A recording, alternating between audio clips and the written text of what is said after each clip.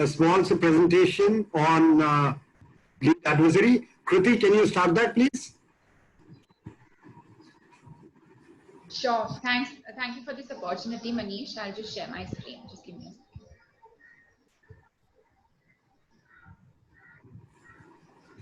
Can you all see my screen?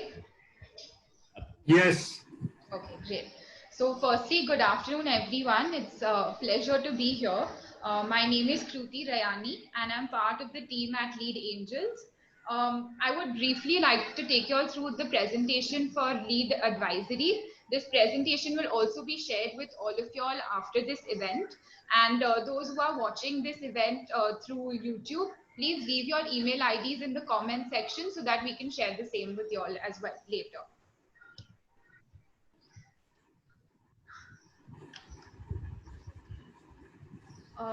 So to begin with, at Lead Angels, we believe that for a startup, it's important that we are there with them through every stage. That is right from concept stage all the way till their institutional funding. So at the concept stage, we have an online entrepreneurship course from Lead Angels Academy. I will be sharing the website link over chat as well. So if any of you all want to have a look at it. For early stage funding, basically companies with initial traction, having some kind of revenue, we at the Lead Angels network invest between 100 to 200K within those companies. And the next level where companies basically achieve their product market fit, that's exactly when Lead Advisory comes in and helps those companies go to the next level. Along with all these services, we also have the Lead Angels management and professional services that provides assistance in terms of compliance, in strategic alliances, as well as statutory. So that's mainly our entire ecosystem at Lead Angels. An overview about Lead Advisory. So Lead Advisory forms a part of the angel of Lead Angels. It focuses basically on companies that are looking to raise 500K onwards from venture funds, and that's when they come in and assist those companies.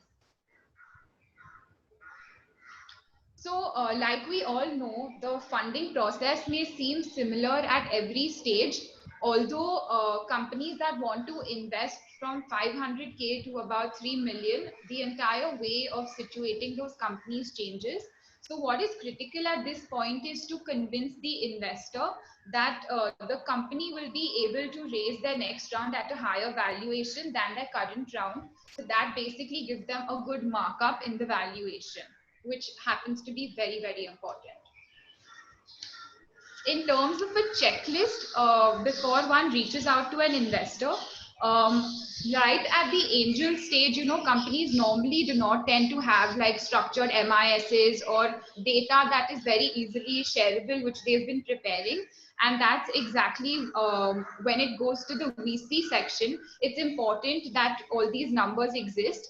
And VCs really like to see all your month-on-month and quarterly growth reports. So it's important for a company to be guided at that point of time, and that's exactly where the product market fit of the company is accordingly established. In terms of the process of raising a fund, it's very important to understand that raising funds is not just about running through the process. It's a very important process. It's very time consuming, and one has to spend a lot of time, right from connecting with VCs to sharing information to negotiation. So normally it takes up almost 50% of a founder's time. And that's exactly when a founder looks for an advisor who will assist him on this entire process and who becomes a part of the team and gets the entire fundraising process through. So it's very, very important to have an advisor as well for a founder. In terms of the investments from Japanese VCs, so most of the Japanese funds have looked at China, India, the Asian market in general, and given the global situation, we see signals that there are greater focuses on India, at least for some time and at least in the given situation. So we see a very good impact that will be coming through. In terms of Japanese investments in India, we've seen that the trend is likely to continue for some time more, specifically given the information that's been shared in the slide. We really see that funding across several companies in India is really going to start booming from Japanese investments. And also in terms of synergies, what happens is what we personally really see is that Indian companies will even see an overseas expansion with the investment coming in from Japanese funds. So again, another plus point. Just to talk a little bit about our team at the Lead Advisory Network, we have Fenil Zaveri, who basically leads the operations, and he is supported by a team of working people in areas such as law, communication, and client successes. Last but not the least, these are some of our recent transactions. The Lead Advisory team has done transactions across various sectors and geographies, both B2B as well as B2C.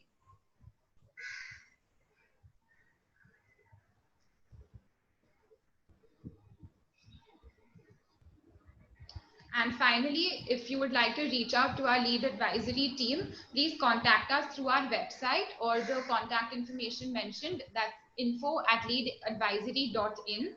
And finally, thank you so much for having me here. Manish, over to you. Thank you so much, Kriti. Ladies and gentlemen, let's begin with the show. So to begin with, if you ask an entrepreneur, okay, even today, if I ask Sahil, what are you thinking about? His answer would typically be, how long is my runway? How do I raise my next round? That, of course, is the topic of the discussion today, how to bag your next round, how to raise your next round of funds.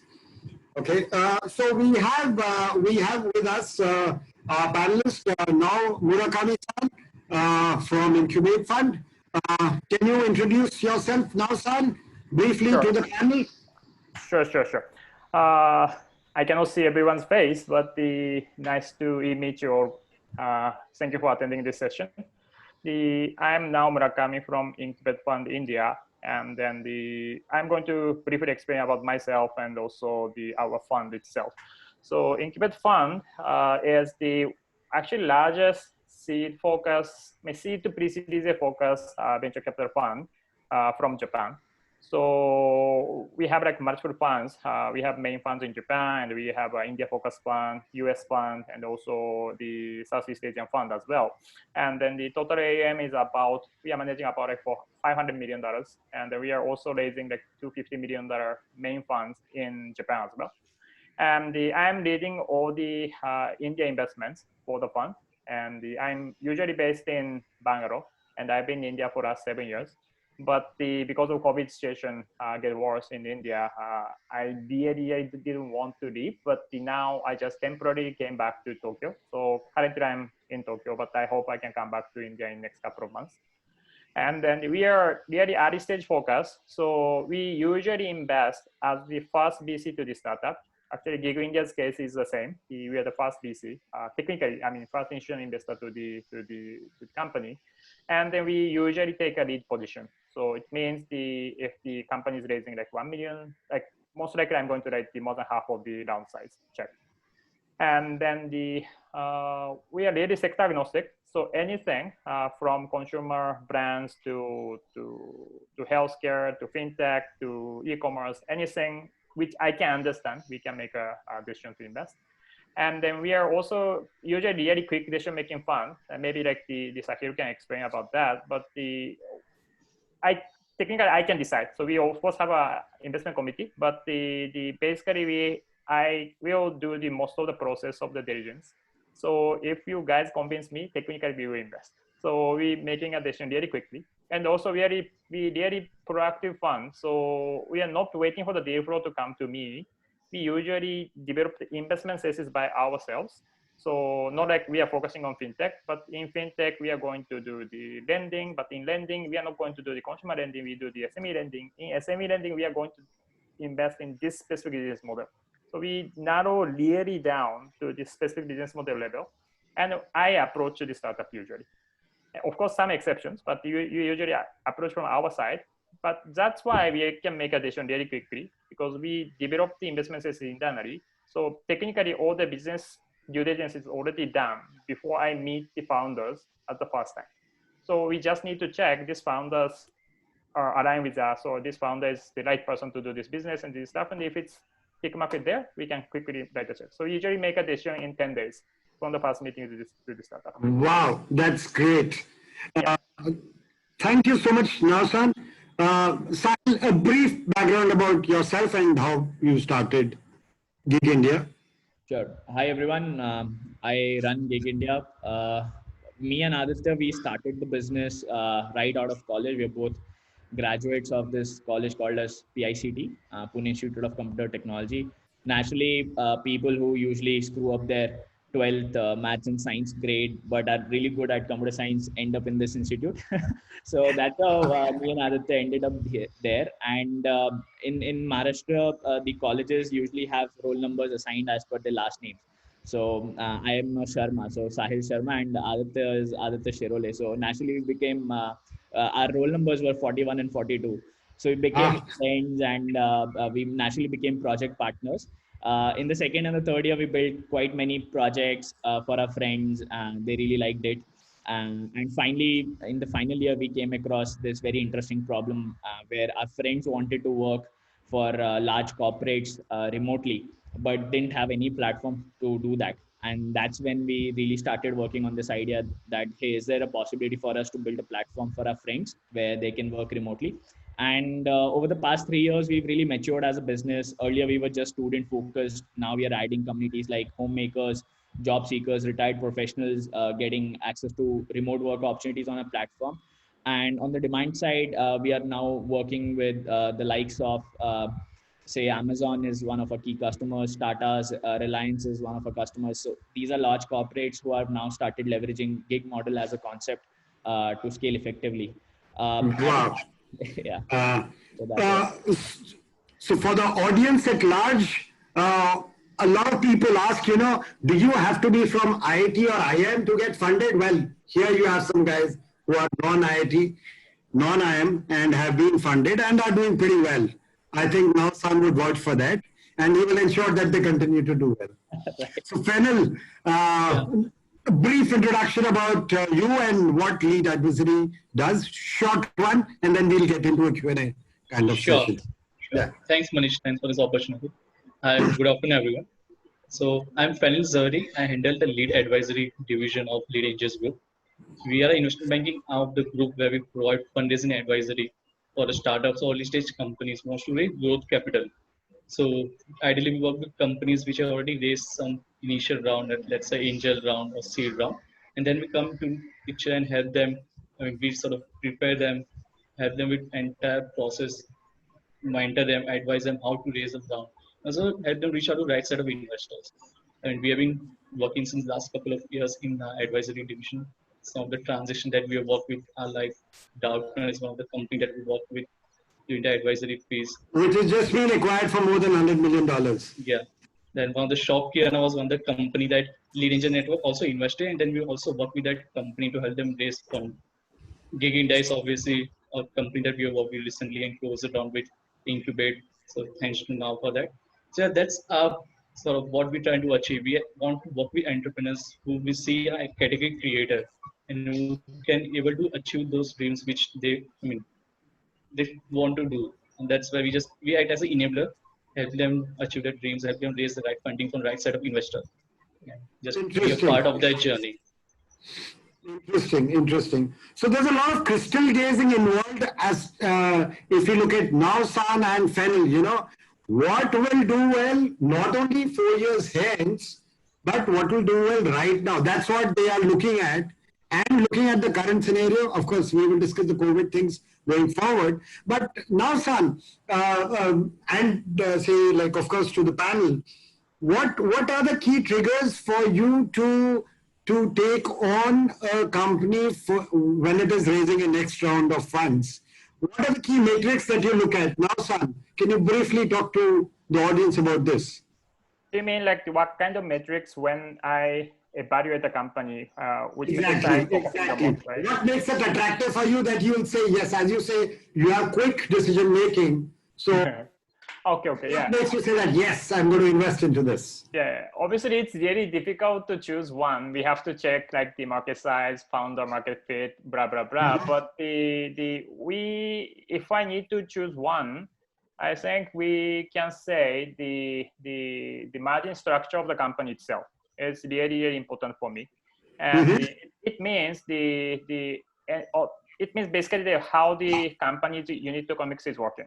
Economics is When at okay. what kind of scale this company at the unit level can be a profitable company. This is really important for me.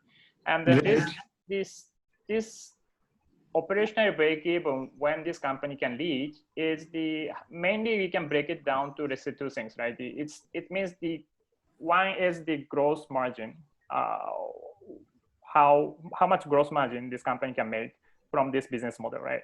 And then this is highly relying on the industry itself, right? It's half of this gross margin, how much percentage they can get is defined by the industry itself, right? So it means we will really deeply dive into the industry structures. Okay, this industry, this type of business model, how much gross margin they can make in general. So this is our homework we have to do. I mean, because this company is doing the business in this industry, so in general, how much margin they can make.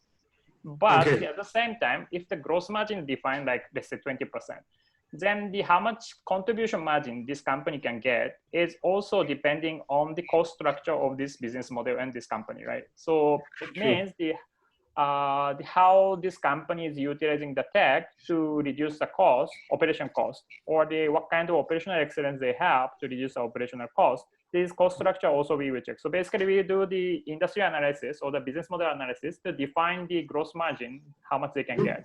And then I will analyze this company's approach can make how much contribution margin out of it.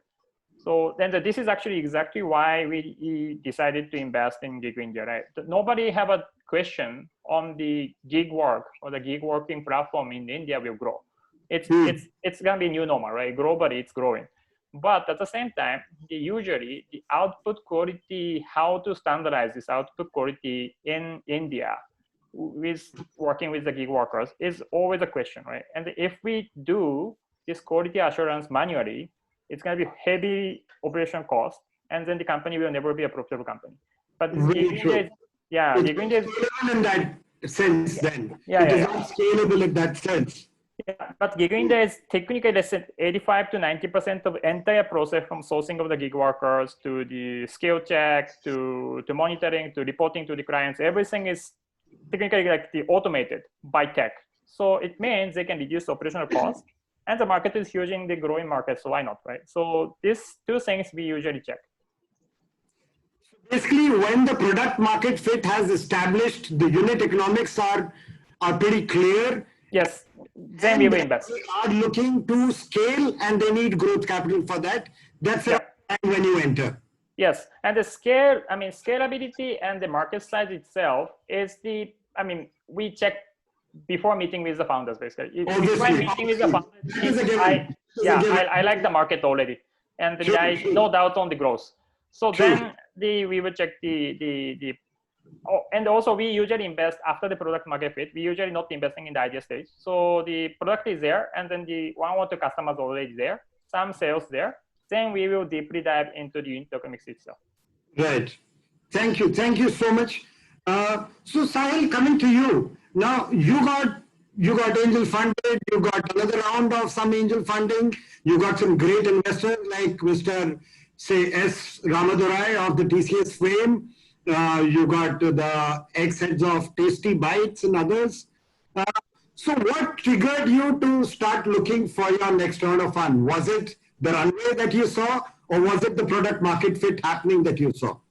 All right. So for us, we've been a profitable company for the last 1 year. So runway was not a problem for us. What started happening with us close to by end of 2019 was that we started getting a lot of organic demand into our business, and naturally it became very crazy for us. Even 24 hours started to seem lesser. So at that time, we realized that there are some additional resources that we require.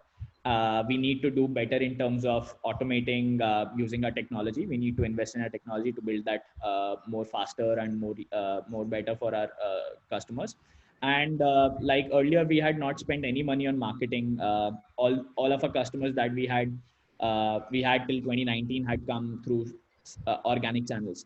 So now the question was whether we continue to grow at a same space for say next 20 years and build a $1 billion business, or we take growth capital from somebody that we really like to work and do this in the short span of say 5 years, 5 to 10 years, right? So that's the question we asked ourselves, and then naturally we came across Nausa, and we really loved talking to him, and that's how things started to fall into place.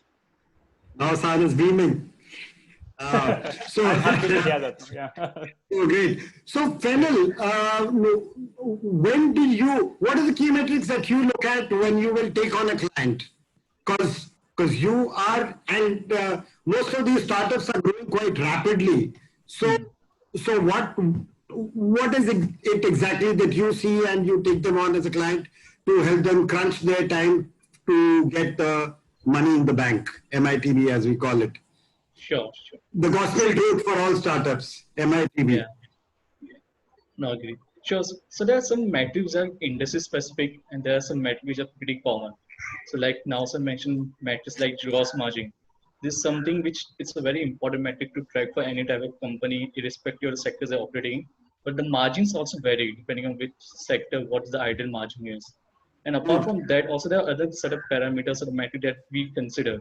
Like, for Gida is a SaaS company. So there are some specific metric for a SaaS company that we have to adopt to analyze this company and figure out whether it's a right fit for a company to raise fund or not at this stage they're operating, and also whether an investor will be interested or not. Again, then depending on it's a consumer business or a fintech business. Let's say it's a app where you to understand what's a daily average users, monthly average users. So there are different metrics are there.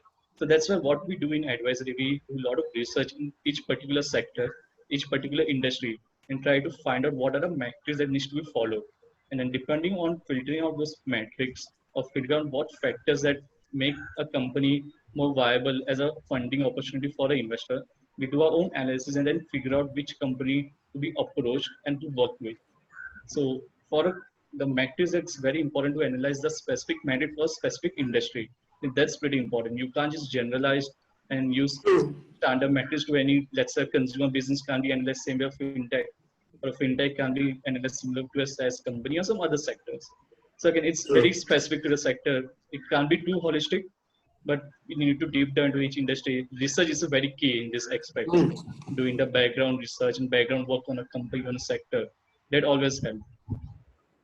Okay, so it is research and of course being in touch with the ecosystem. Sure. You have some unbiased advantage.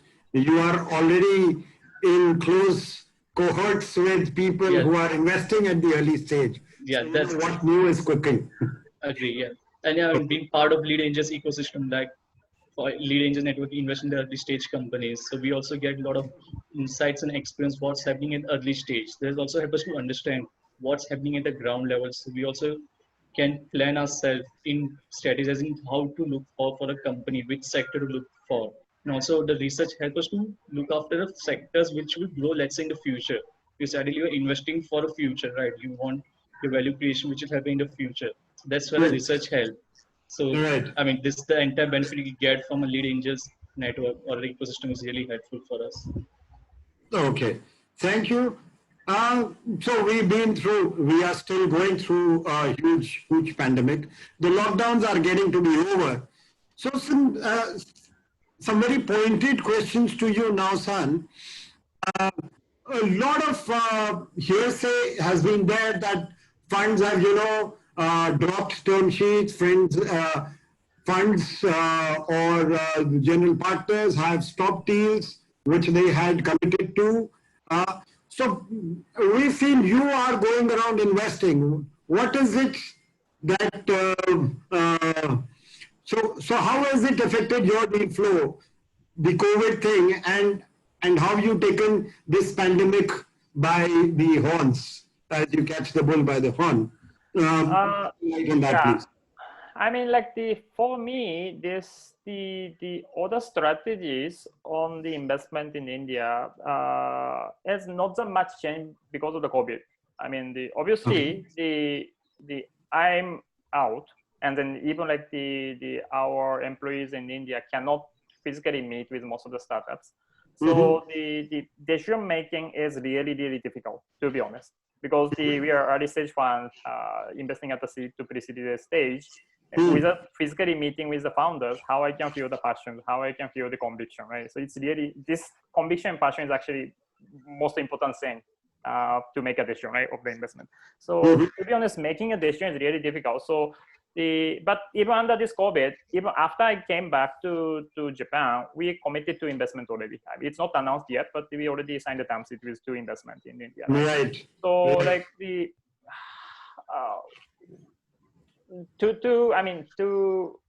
to make a decision, so I just need to have, like, usually we have like 2-3 meetings with the founders, but now I have to have maybe 5-6 meetings over the Zoom. But the overall strategies in terms of the investment doesn't too much change. And then for the deal flow wise, actually the deal flow is increasing. It may be because many other VCs are slowing down, or the as you said, like some foreign funds, once they submit the term sheet before COVID, they just needed to withdraw the term sheet in some cases, right? In some many such things happening. So in this case, actually for me, deal flow is actually increasing. So For you. yeah. Okay. So and we are, I mean, keeping the pace of the investment. So I mean, for me, it doesn't too much change. But obviously decision making is remote. So for the advice for the founders, the keep talking to the investors.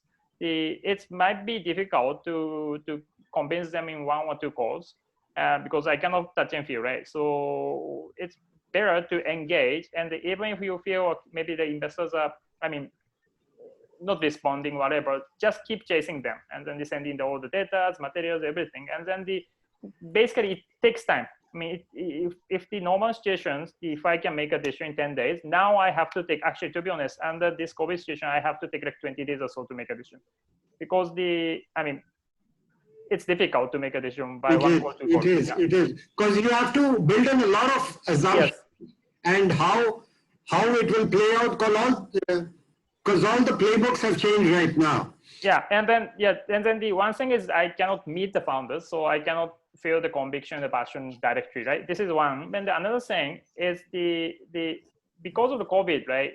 All the assumptions that you said, or the preconditions of all the business plans, projections, everything is totally changed or unpredictable, right? So basically, any projections I got from the founders, I cannot believe in 100% for sure. Right? It might be going 100% up, maybe it's going to be half. So, I mean, it's really difficult to predict because the precondition is changed. So it doesn't matter how the founders are good. If the lockdown continues for next 3 months, 6 months, or 1 week, it's totally different preconditions. So all the business plan will be changed. So, so more I have to focusing on the founder, its quality, passion, conviction, but I cannot meet. So obviously I have to continue communicating with the founders to make myself convinced. So not only for me, but all the VCs, I think the timeline to make a decision is much longer than the before now. So yeah, it's better to hang on, keep talking to the investors, and then just make them convinced. Yeah. So, but interestingly, the kind of investments that you made, like Shop Kirana, even Gig India for that matter, these have been very positively impacted by the COVID this thing. And the sales curve has actually moved on a very steep J curve because of the lockdowns and the other things. So it's really difficult to say. That's a crystal gazing. That I mean, yeah, I mean, it's really difficult to say, like, even like Shop Kirana or Gig India is positively impacted by the COVID. It's really difficult to say that. But I mean, like, the Shop Kirana is dealing mostly with the essential goods. So obviously they didn't have to shut the shop. So they could keep continuing. The actual demand is increasing. But at the same time, they are facing really huge issue as well, right? All the supply chain is very confused because of the COVID, right? They let down, all the supply stopped, whatever. So they actually more challenging actually before the COVID for sure. and they are managing well. Right. I mean, obviously, more challenge came, like all the states border is closed, and how we can source the products in this. Demand is surging, but the supply chain is very confused. So this is Shopkiran, and even Gig India, right? I mean, Sahil may talk later, but it's not 100% positive, right? It's some positive, some negative as well. For example, like, I mean, I think I'm going to let Sahil to talk about, but yeah, I mean, so yeah, I mean, this is really, COVID is, I mean, positive for really certain sectors, maybe healthcare, maybe online entertainment and stuff. But most of the business, especially dealing with the physical business like Shopkiran, have to move the products, right? This physical intervention there. Even Gig India, half of their sales was in the field force, right? So this stuff is heavily affected for sure. So I mean, I think no startups are, I mean, easy to, I mean, There is an impact. This COVID situation easy. Yeah, I mean, everyone is affected somehow. So Sahil, so moving on to you. So the COVID, did you have to rework the kind of valuations that you were at, your business proposition? Of course, there would have been a lot of changes. And I mean, as they say, you know, good entrepreneurs, they take on the worst of the pitfalls, and they take them as opportunity and convert them into opportunities. What did you do around that? And what did you do for your fundraise, valuations, business, etc.? Brief on that. Sure. So I think when it all started happening, of course, at the start, we felt a bit irritated and a bit frustrated because we were moving at a very fast and really good momentum for the past 6-7 months. And like Nausa said, that 50% of our business was coming from work which required somebody to go on field and do that work, which suddenly got stopped because of the lockdown which was imposed. So definitely it was a bit frustrating in the start, but we remained calm. Like you said, adversity is a true test of character. Me and Aditya and other people in the team, we quickly revised how we can use this, this pandemic to our advantage.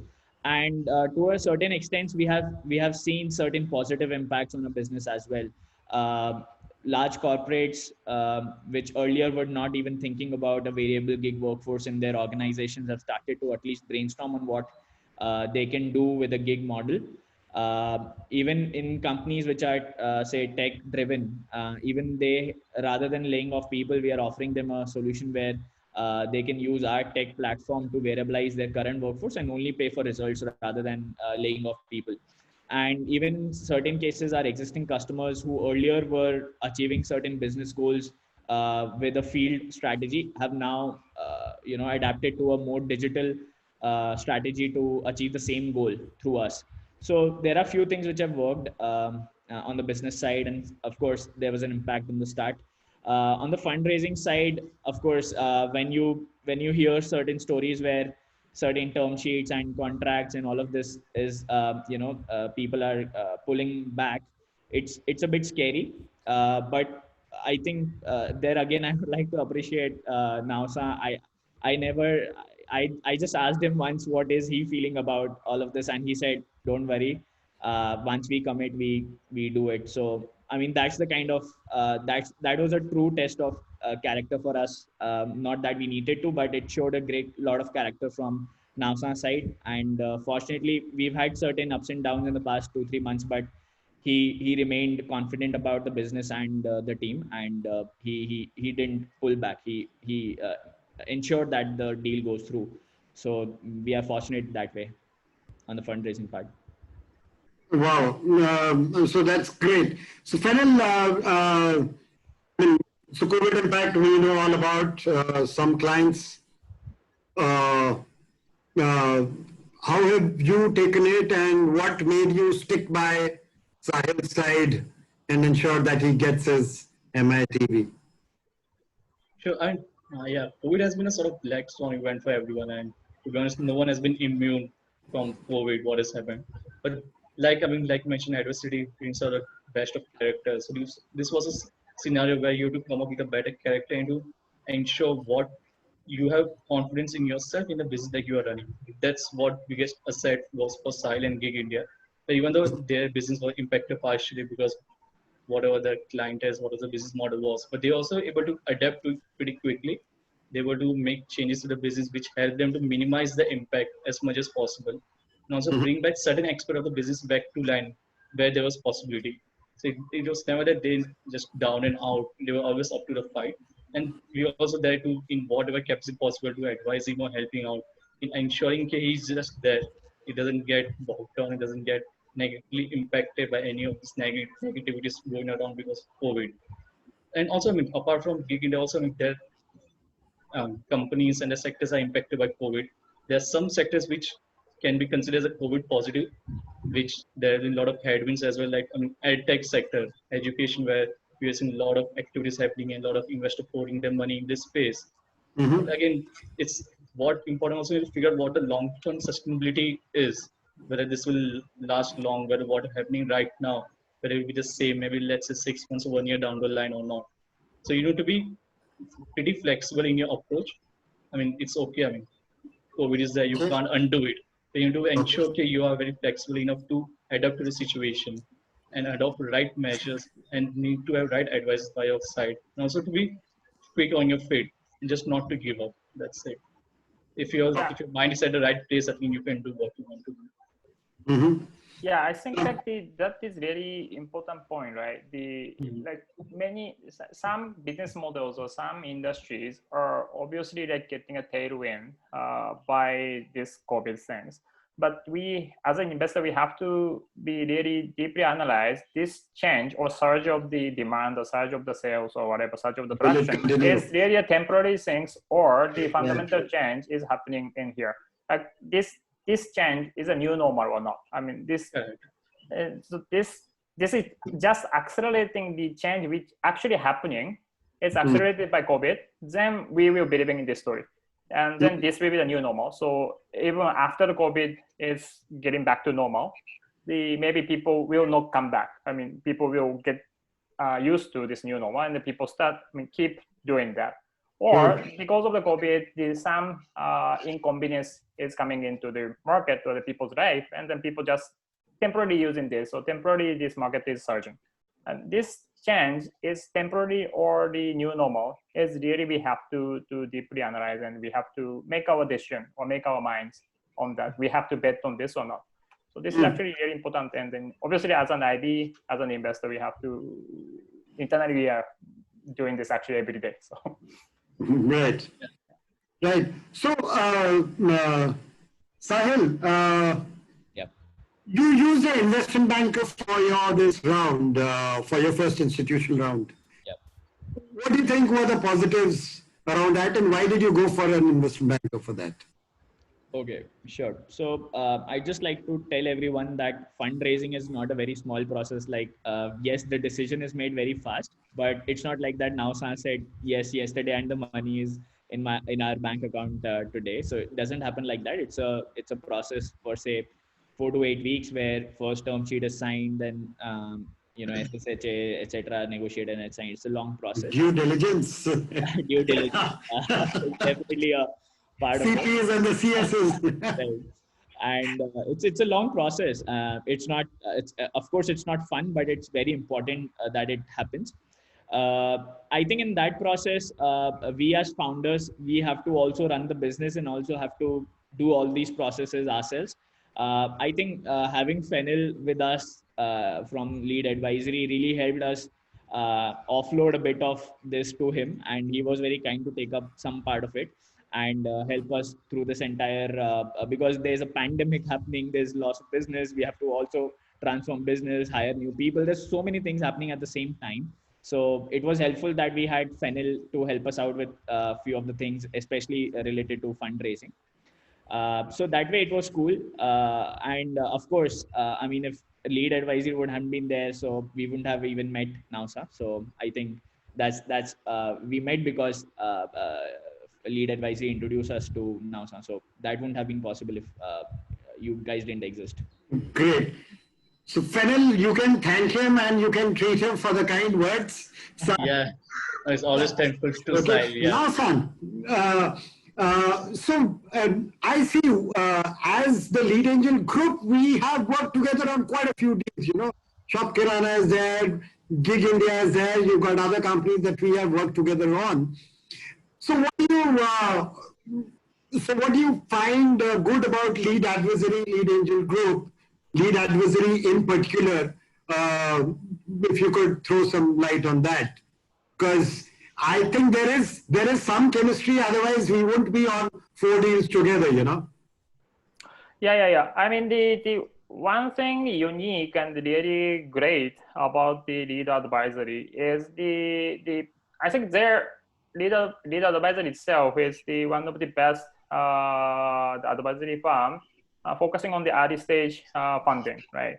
I mean, especially like seed, pre-series A to series A level of the funding. They are focusing on this side mainly.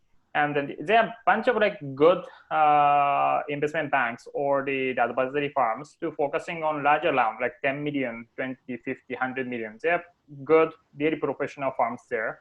Mm-hmm. But this early stage, let's say $1 million to $5 million raise, not so many, I mean, the professional good ones. I mean, there are only a couple of them. And then the advisory is actually one of them. So in this sense, they are really unique. And then also the work is really professional, right? That's why we are working with them really closely. Okay. So in this sense, like the one is the round focus is really unique, and then their work is really professional. And then why they can do this is because they have lead angels under their arm, right? Because initially they started as an angel investment firm, so they already have a bunch of the portfolio, right? So actually, as an investor or the existing investor, they have to support their portfolio to raise the subsequent round. It means pre-series A, series A, let's say. So they already have a very strong network of the investors who is focusing on that kind of rounds. So this network itself is really outstanding, actually. Like the many investors actually who I don't know directly, they know. So that's actually really good. So one of the best IB in terms of the investor coverage, focusing on this type of the small rounds, let's say $1 million to $5 million rounds, is the Lead Advisory. So and the work is professional. So why not ask them to support? Thank you so much, Naosan. I think Sushanto and Fennel, both of you must take Naosan to the fantastic Japanese joint in Bangalore once he's back to India. Sure. I hope That's I can come back check. soon. Yeah. Okay, so I think we are running a little out of time. Let's have some questions from the audience. Do we have some questions? Are there any questions around here?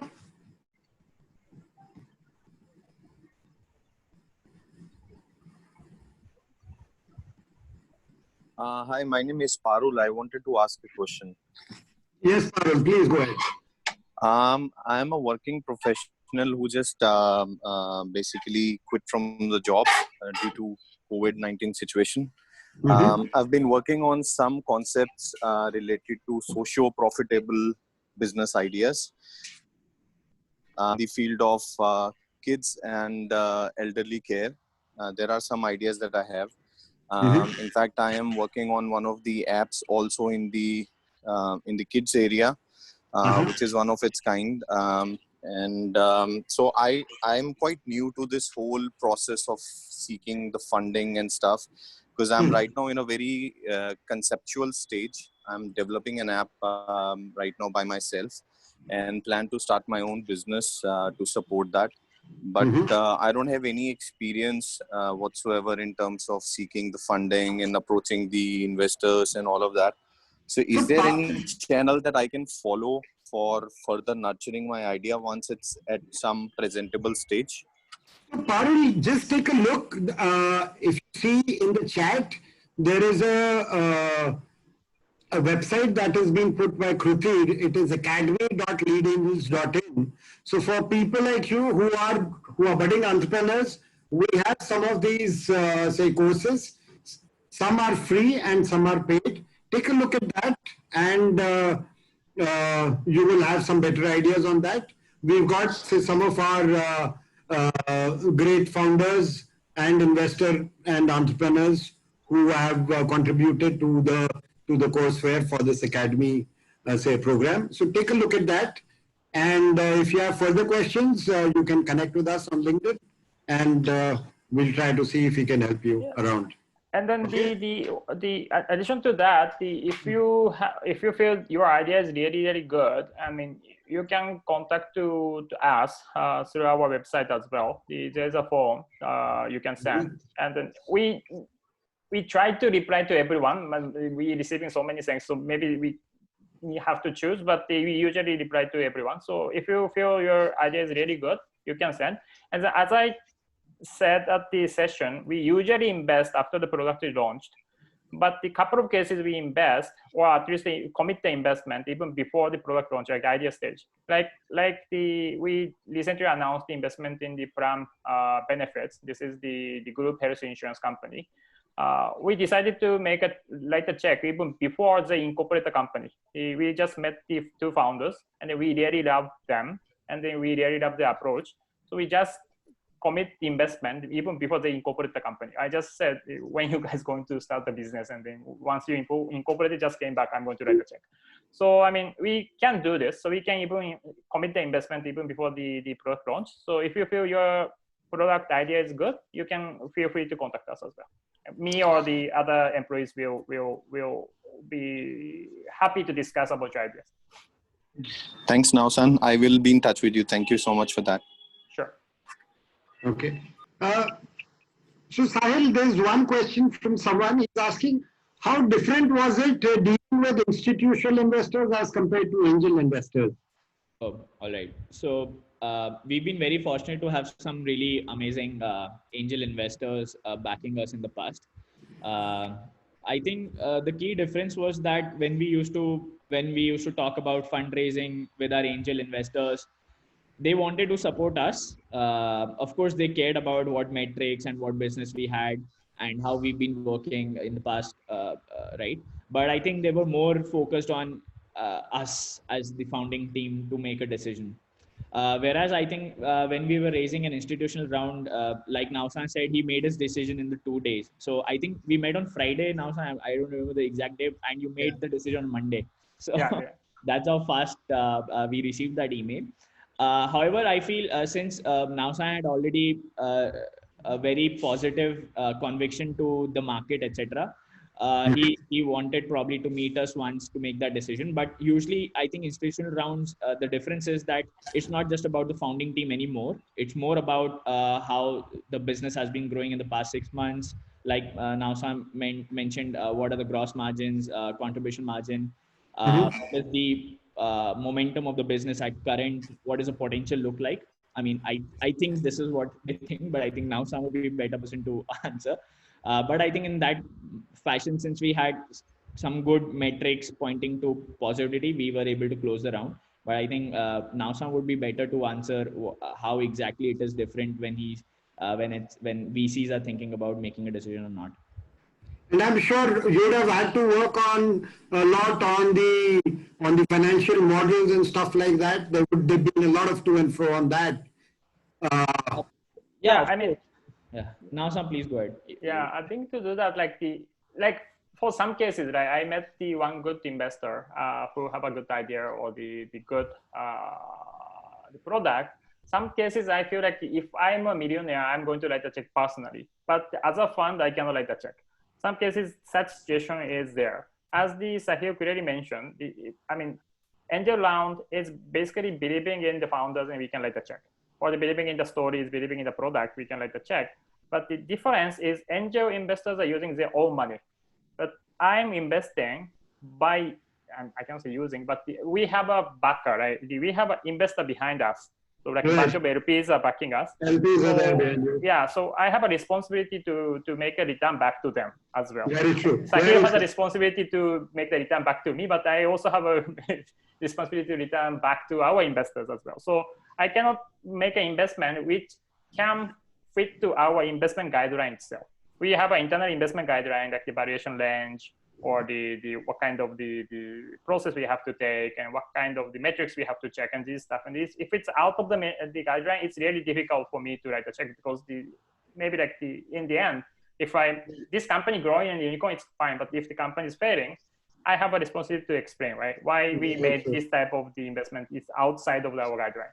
So in this sense, like this is really different, right? Dealing with my own money, I'm happy to write a check in many people, but because I have a responsibility to report back to all of the backers to us. So this is fundamental difference. So this is actually really important. How you communicate with the VCs is you are talking to this guy, but at the same time, this guy is dealing with someone else's money. So this is also really important to keep keep it in your mind, actually, to deal with all the VCs. All the VCs have their own investors backing them, so they have a responsibility to report back to them, and it means it actually defines what kind of funds are they, right? They pitch to the investor to invest in that fund by setting up the investment guidelines. So each funds have a guidelines, and this defines what kind of funds, right? What kind of stage they are going to invest, what kind of industries they're going to invest, what kind of metrics they are going to focus. So if some funds doesn't fit to you, you don't have to waste your time to talking to them. It's good or bad. It's not about the good or bad, right? They are not fit to you. It's like a marriage, right? Someone is good to someone, but someone is not good to me. So you have to have the chemistry right. Yeah. So there 200 other VCs exist. So if you feel this guy's the investment philosophy doesn't fit to us, why are you wasting time with them, right? You can talk to somebody else. So this mentality should be there to talk to the VCs. Got that. I think there's a lot of information flow, and going forward also it will continue when you get into the institutional side of the things. And yes, I mean, so now San has been known to work together to help companies raise their further rounds, and you got lead advisory on your side also. So finally, coming back to this thing, what I think someone has asked, which are the sectors you think would be of interest to VCs as of today? What are the sectors you think would be of interest to VCs like Nausan and others also? Feral, your take. Yeah, sure. So currently there are some sectors which are facing headwinds in terms of the traction that they're getting, and also the consumer where they are pivoting to their particular sectors. Like I earlier mentioned, EdTech, education as a sector is where we are seeing a lot of interest taking place, because the entire user, how they use a product or how the entire user mindset has changed. That's why we are seeing a lot of interest in EdTech space. Health tech, again, it's a space where we've seen a lot of traction, because health is now become one of the most important priority for all the individuals. So we're also seeing that a lot of spending will take place in that space from the consumer point of view. So there's a large market which has been creating in health tech space. In health tech also in various there other subsectors are there. But health tech is as a macro sector, we see a lot of interest and a lot of activity taking place. Agri-tech sector, and specifically to India. I mean, there's been some regulation which has been implemented by government as well, which has given a boost to agriculture sector. And also, every time if you see in the past, after crisis in India specifically, rural area or this Bharat is where you see first pent-up demand taking place, so which drives the growth. So this time also we'll expect that in agri-tech space in India, there will be a lot of new initiative taking place. We'll see a lot of startups, a lot of entrepreneurs coming up with some innovative ideas to improve the yield that a typical farmer gets, either it's in pre-harvesting space or post-harvesting space. Then gaming is a sector where we're seeing a lot of activities in incubate and also investing in a couple of in gaming companies. So I think now also will be a right person to say on the gaming space. But also in our experience, we also have come across a couple of gaming companies where we're seeing, I mean, there's been drastic increase in the usage or in the engagement time of a player who's been gaming space. So again, gaming, online content space. So these are 3 or 4 sectors where there are a lot of headwinds. But again, it's something we have to look from the long-term point of view, because right now what's been happening next 6 months may or may not happen 2 or 3 years down the line. So we have to be exactly flexible. What Nausan was saying. Yeah, exactly we have to be Nausan holistic in our approach. Okay. So Nausan, just one quick question. You have invested into gaming. What are your views on real money gaming?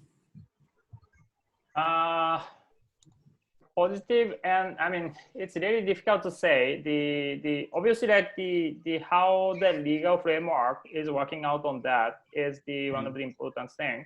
But if we look at the gaming space in India, most of the fast-growing gaming companies are actually somewhat doing the real money things. So I mean, obviously it's really attractive.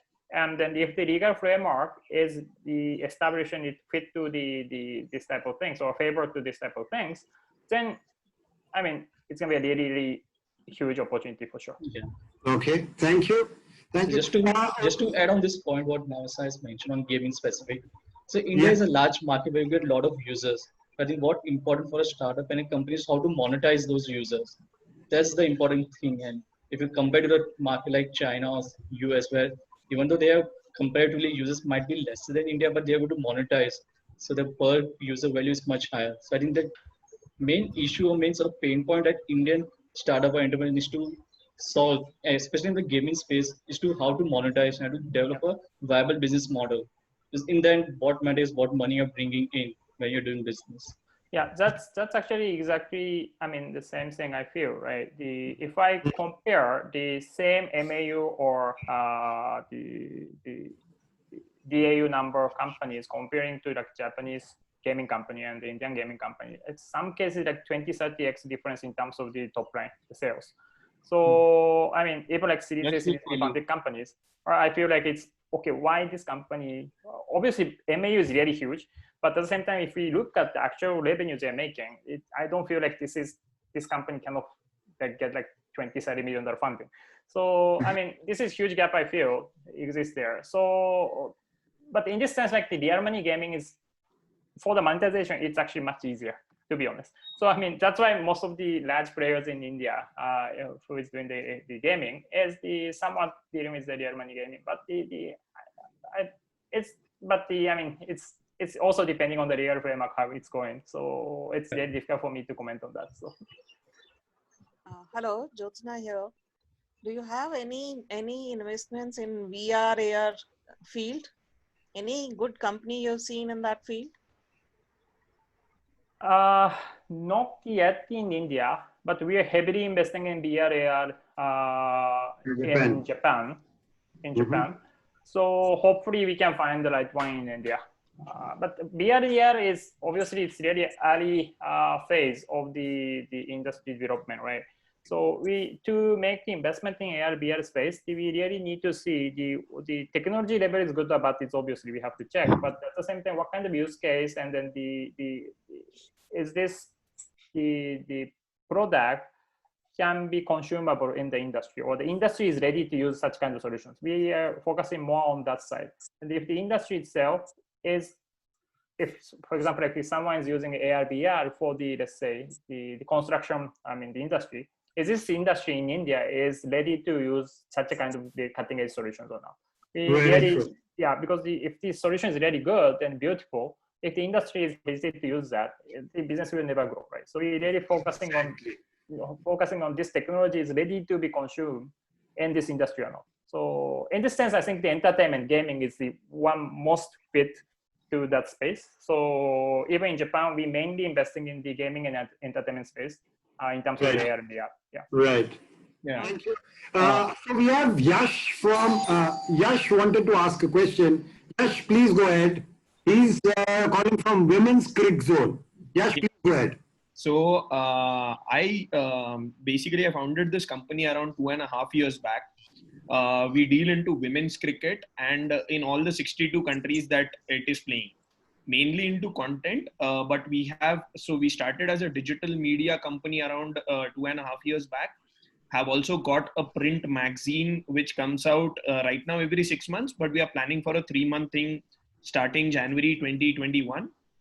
And we have continuously gotten newer things every 3 months, like adding a newer version, like videos or audios, or recently we also did a women's cricket award show, which happened globally. And we are coming up with our mobile app this 15th of August. So we raised a round of funding, seed round of funding last year, 14 months back. And we would be, so of course the sports industry has kind of got a hit in the last 3 months because of no sports happening. But we definitely see that there is a large scope of growth once sport resumes, starts getting back to normal, and the 2021 is going to be a huge hit. So how much do you think will will we get affected, or how much does this affect our next round of fundraising in about which we are planning to do after 6 months?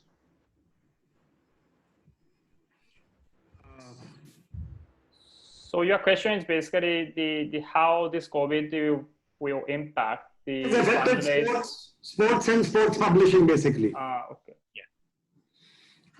So I think there is a lot of negative impact.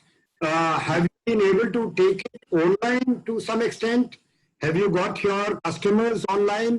Have you been able to get them on say like online events or meeting with fans, with the players and all that? That kind of stuff, if you've been able to do, you would be able to do far better. Yes, sports has been affected very badly. So basically, we haven't got a hit on our revenue side in the last 3 months. That has been constant. Of course, there hasn't been any growth in the last 3 months. The growth Right. happened for the first 9 months, but the last 3 months, the growth has not happened, but it has not even gone down. So April possibly was affected, but May and June, we weren't affected that much on the revenue side. Okay. So Yash, I think this would call for a discussion at length. I'm just, so I'll just post my number to you on the side. We can discuss it separately. Sure. Sahil, some parting words to people like Yash.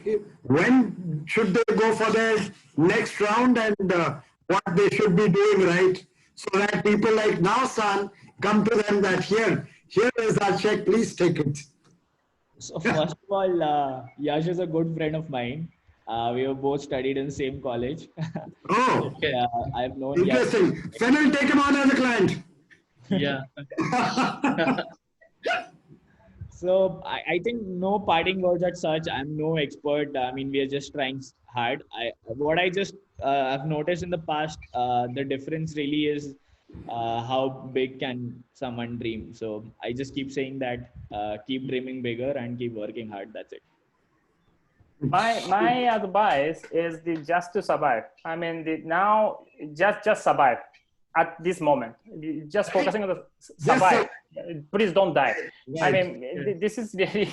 I mean, the one thing you have to focusing on now, especially any industry which affected by COVID very much, because the market will come back for sure. I mean, it takes like 3 months, 6 months, 1 year, 2 years. Nobody knows because of this pandemic. But the market will coming back for sure. So somehow survive if you believe in your business or product is giving the benefit for someone. I mean, just keep doing that. But you don't have to chase a growth now for sure. Just keep alive. Please don't die. And somehow you should keep continue doing business. I mean, maybe like it's really tough time, but you can gather money from your friends, family. Somehow you can, maybe you have to reduce the salary for the employees, whatever. But please survive. And then if your business is doing good things for someone, market will come back for sure. So just keep doing this. Just don't die. And then whenever the time has come, you can just start raising fund for sure. But it's not maybe a right time for you to raise funding now. But please keep doing that, and then please stay alive. Thank you so much, Nausan. Thank you so much, friends, for your time. And I think we've already overshot by 10 minutes.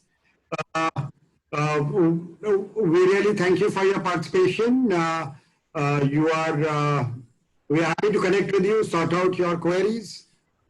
You had the email ID info@leadadvisory.in. You can send in your queries, your decks to them.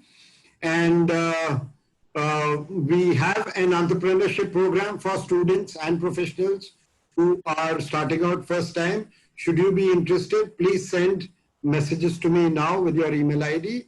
Also, your feedback on sharing and improving the experience that we had today, that would be really great. We would like to thank Nausan for taking our time on Saturday. Weekends are pretty sacrosanct in Japan. Thank you so much for taking out your time. And same is the case with everyone affected by COVID.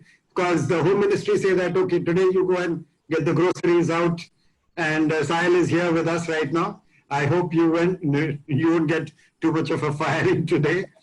And we thank Fennel for sharing his experience and valuable inputs. Thank you, ladies and gentlemen. Thank you so much for your time. Thank you, everyone. Thank you, everyone. Thank you. Thank you so much. Sahil. Thank you so much. Thank you so Thanks much. now. Thanks, Sahil. Thank you, Thank guys. you. Thank you. Bye bye. Have a great weekend. Bye. Bye bye.